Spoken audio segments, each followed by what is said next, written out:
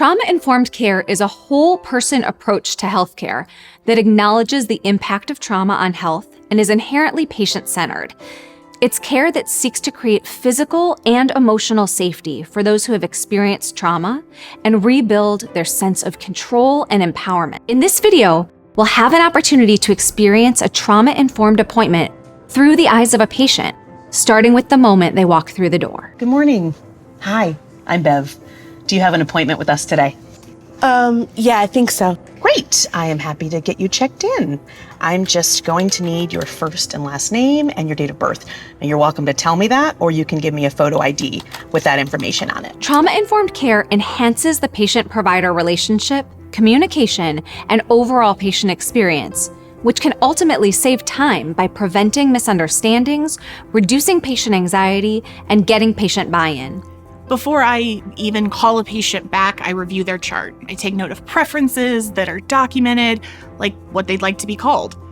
When we're meeting, my first goal is to create a comfortable atmosphere.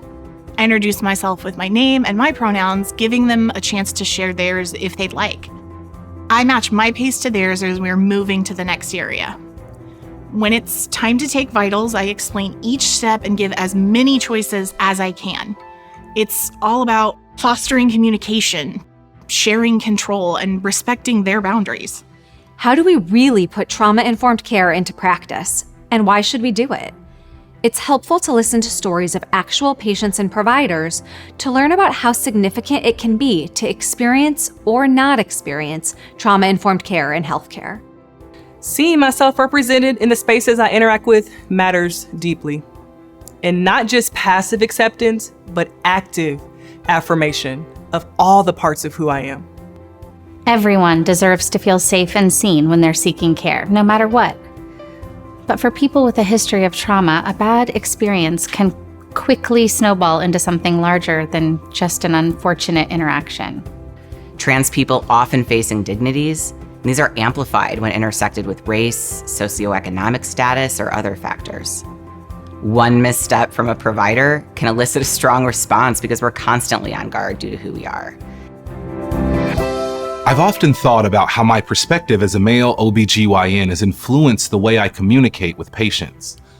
I don't try to deny that there are aspects of patient-provider interactions that I might not fully understand, but this awareness has pushed me to be more conscious of my language and actions. Okay, so working in healthcare isn't always easy. Sometimes there are patients or days where it just feels really challenging. Remembering trauma-informed practices, that fundamental switch from what's wrong with you to what happened to you, really does make those times better.